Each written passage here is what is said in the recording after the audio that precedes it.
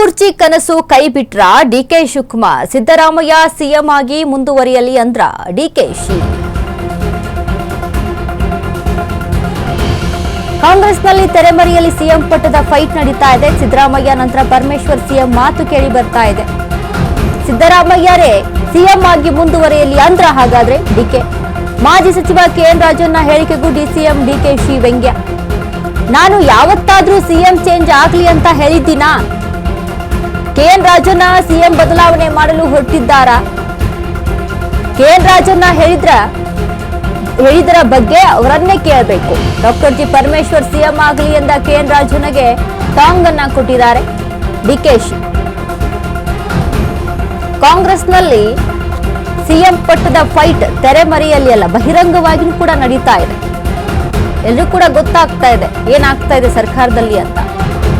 ಸಿದ್ದರಾಮಯ್ಯ ಅವರೇ ಸಿಎಂ ಆಗಿ ಮುಂದುವರಿಯಲಿ ರಾಜಣ್ಣ ಹೇಳಿಕೆಯನ್ನ ಕೊಡ್ತಾರೆ. ನಾನು ಯಾವತ್ತಾದ್ರೂ ಸಿಎಂ ಚೇಂಜ್ ಆಗ್ಲಿ ಅಂತ ಹೇಳಿದ್ದೀನ ಅಂತ ಡಿಕೆ ಶಿವಕುಮಾರ್ ಹೇಳಿರುವಂತದ್ದು. ಕೆಎನ್ ರಾಜಣ್ಣ ಸಿಎಂ ಬದಲಾವಣೆ ಮಾಡಲು ಹೊರಟಿದ್ದಾರಾ ಅನ್ನುವಂತ ಪ್ರಶ್ನೆ ಮಾಡಿದ್ದಾರೆ. ಇನ್ನು ಕೆಎನ್ ರಾಜಣ್ಣ ಹೇಳಿದ್ರ ಬಗ್ಗೆ ಅವರನ್ನೇ ಕೇಳಬೇಕು. ಡಾಕ್ಟರ್ ಜಿ ಪರಮೇಶ್ವರ್ ಸಿಎಂ ಆಗ್ಲಿ ಅಂತ ಕೆಎನ್ ರಾಜನಿಗೆ ಟಾಂಗ್ ಅನ್ನ ಕೊಟ್ಟಿದ್ದಾರೆ ಡಿಕೆ ಶಿವಕುಮಾರ್. ಒಂದ್ ಕಡೆ ನೋಡಿ, ಸಿಎಂ ಯಾರು ಅನ್ನುವಂತ ವಿಚಾರಕ್ಕೆ ಸಂಬಂಧಪಟ್ಟಂತೆ ಡಿಕೆ ಶಿವಕುಮಾರ್ಗೆ ಪಟ್ಟಾಭಿಷೇಕ ಆಗುತ್ತಾ? ಸಿದ್ದರಾಮಯ್ಯ ಅವರೇ ಕಂಟಿನ್ಯೂ ಆಗ್ತಾರಾ ಅಥವಾ ಇಬ್ಬರ ಜಗಳದಲ್ಲಿ ಮೂರನೇವರಿಗೆ ಲಾಭ ಅಂತ ದಲಿತ ಕಾರ್ಡ್ ಏನ್ ಪ್ಲೇ ಆಗ್ತಾ ಇದೆಯಲ್ಲ, ದಲಿತ ಕಾರ್ಡ್ ನೊಂದಿಗೆ ಡಾಕ್ಟರ್ ಜಿ ಪರಮೇಶ್ವರ್ಗೆ ಸೀಟ್ ಲಭಿಸ್ಬಿಡುತ್ತಾ ಅನ್ನುವಂತ ಚರ್ಚೆಗಳಾಗ್ತಾ ಇದಾವೆ.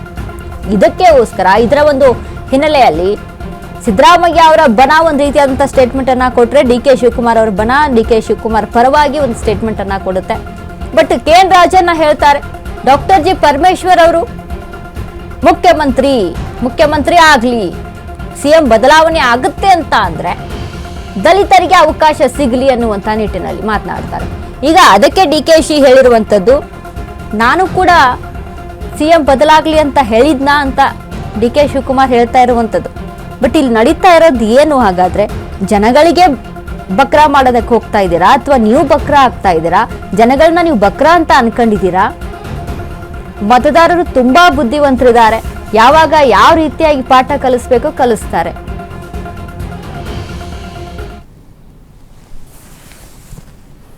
ಅಲ್ಲ, ನಾನೇ ರಾಜಣ್ಣ ಯಾಕೆ ಸಿಎಂ ಬದಲಾವಣೆ ಮಾಡಕ್ ಕೊಟ್ಟಿದ್ದಾರೆ? ಅಲ್ಲ, ಸಿಎಂ ಮುಂದುವರಿಲಿ ಅಂತ ಹೇಳಿ ಏನ್ ತಪ್ಪೇನಿಲ್ಲ. ಅಂದ್ರೆ ಪರಮೇಶ್ವರ್ ಮಾಡ್ಬೇಕು ಅಂದ್ರೆ ಸಿಎಂ ಇಳಿಬೇಕು ಅಂತ ಅವ್ರಂತ. ನಾನ್ ಯಾವ ತರ ಸಿಎಂ ಬದಲಾವಣೆ ಆಗ್ಬೇಕು ಅಂತ ಹೇಳಿದಿನ? ನಾನೆಲ್ಲೂ ಹೇಳಿಲ್ವಲ್ಲ. ರಾಜಣ್ಣನೇ ಈಗ ಸಿಎಂ ಬದಲಾವಣೆ ಮಾಡಕ್ ಕೊಟ್ಟಿದ್ದಾರೆ. ಅವ್ರು ಕೇಳ್ಬೇಕು. ನನಗೆ ಗೊತ್ತಿಲ್ಲ. ನಾನು ಹೇಳಿದ್ದೀನಪ್ಪ ಸಿಎಂ ಬದಲಾವಣೆ ಆಗ್ಬೇಕು. ಬೇರೆ ವಿಚಾರ.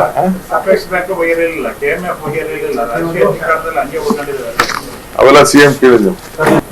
ಅಲ್ಲ, ನಾನೇ ರಾಜಣ್ಣ ಯಾಕೆ ಸಿಎಂ ಬದಲಾವಣೆ ಮಾಡಕ್ ಕೊಟ್ಟಿದ್ದಾರೆ? ಅಲ್ಲ, ಸಿಎಂ ಮುಂದುವರಿಲಿ ಅಂತ ಹೇಳಿ ಏನ್ ತಪ್ಪೇನಿಲ್ಲ. ಅಂದ್ರೆ ಪರಮೇಶ್ವರ್ ಮಾಡ್ಬೇಕು ಅಂದ್ರೆ ಸಿಎಂ ಇಳಿಬೇಕು ಅಂತ ಅವ್ರಂತ. ನಾನ್ ಯಾವ ತರ ಸಿಎಂ ಬದಲಾವಣೆ ಆಗ್ಬೇಕು ಅಂತ ಹೇಳಿದಿನ? ನಾನೆಲ್ಲೂ ಹೇಳಿಲ್ವಲ್ಲ. ರಾಜಣ್ಣನೇ ಈಗ ಸಿಎಂ ಬದಲಾವಣೆ ಮಾಡಕ್ ಕೊಟ್ಟಿದ್ದಾರೆ. ಅವ್ರು ಕೇಳ್ಬೇಕು. ನನಗೆ ಗೊತ್ತಿಲ್ಲ. ನಾನು ಹೇಳಿದ್ದೀನಪ್ಪ ಸಿಎಂ ಬದಲಾವಣೆ ಆಗ್ಬೇಕು.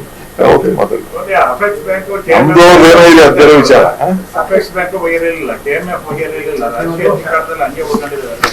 ಅವೆಲ್ಲ ಸಿಎಂ ಕೇಳಿದ್ರು. ಅಲ್ಲ, ನಾನೇ ರಾಜಣ್ಣ ಯಾಕೆ ಸಿಎಂ ಬದಲಾವಣೆ ಮಾಡಕ್ ಕೊಟ್ಟಿದ್ದಾರೆ? ಡಿಕೆ ಶಿವಕುಮಾರ್ ಹೇಳ್ತಾ ಇರುವಂತದ್ದು, ನಾನು ಯಾವಾಗ ಸಿಎಂ ಬದಲಾವಣೆ ಆಗ್ಲಿ ಅಂತ ಇದ್ದೀನಿ? ನಾನು ಎಲ್ಲಾದ್ರೂ ಹೇಳಿದೀನಾ ಆಗ್ಲಿ ಅಂತ? ನಾನು ಏನಾದ್ರೂ ಹೇಳ್ತಾ ಇದ್ದೀನಾ ಅಂತ? ಹೈಕಮಾಂಡ್ ನಡ್ಕೊಳ್ಳುತ್ತೆ, ಹೈಕಮಾಂಡ್ ನಿರ್ಧಾರ ಮಾಡುತ್ತೆ ಅಂತ ಹೇಳ್ಕೊಂಡು ಬಂದಿದ್ದಾರೆ. ಸಿಎಂ ಬದಲಾವಣೆ ಆಗ್ಲಿ ಅಂತ ಎಲ್ಲೂ ಹೇಳಿಲ್ಲ. ಬಟ್ ಹೈಕಮಾಂಡ್ ನೋಡ್ಕೊಳ್ಳುತ್ತೆ, ನಿರ್ಧಾರ ಮಾಡುತ್ತೆ ಅಂತ ಹೇಳ್ಕೊಂಡು ಬಂದಿದ್ದಾರೆ.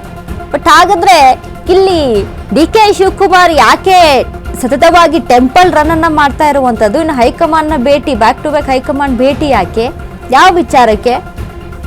ಇನ್ನು ಮತ್ತೊಂದು ವಿಚಾರ, ಜನಗಳ ಮುಂದೆ ಈಗಾಗಲೇ ನಿಮ್ಮ ಬಂಡವಾಳ, ನಿಮ್ಮ ಸರ್ಕಾರದ ಬಂಡವಾಳ ಎಲ್ಲವೂ ಕೂಡ ಅರ್ಥ ಆಗಿ ಹೋಗಿದೆ. 3 ವರ್ಷ ಆದ್ರೂ ಕೂಡ ಕುರ್ಚಿ ಬದಲಾವಣೆಯ ಫೈಟೇ ಮುಗಿತಾ ಇಲ್ಲ. ಇನ್ನು ಕರ್ನಾಟಕ ಜನರ ಒಂದು ಹಿತರಕ್ಷಣೆಗಾಗಿ ಕ್ಷೇತ್ರದ ಅಭಿವೃದ್ಧಿ ಏನ್ ಮಾಡ್ತಾ ಇದ್ದೀರಾ ಅನ್ನುವಂತ ಪ್ರಶ್ನೆ ಮತ್ತೊಂದ್ ಕಡೆ ಮೂಡ್ತಾ ಇದೆ. ಡಿಕೆ ಶಿವಕುಮಾರ್ ಅವರು ಹೇಳ್ತಾರೆ, ನಾನೇನಾದ್ರೂ ಹೇಳಿದೀನಾ ಸಿಎಂ ಬದಲಾವಣೆ ಆಗ್ಲಿ ಅಂತ ನಾನು ಮಾತನಾಡಿದೀನಾ? ರಾಜಣ್ಣ ಅವರೇ ಬದಲಾವಣೆ ಮಾಡಕ್ಕೆ ಅಂತ ಹೋಗ್ತಾ ಇದ್ದಾರೆ. ಸಿಎಂ ಮುಂದುವರಿಲಿ ಅಂತ ಹೇಳಿ, ಆದ್ರೆ ಬದಲಾವಣೆ ಯಾಕೆ ಮಾಡ್ತಾರೆ ಅಂತ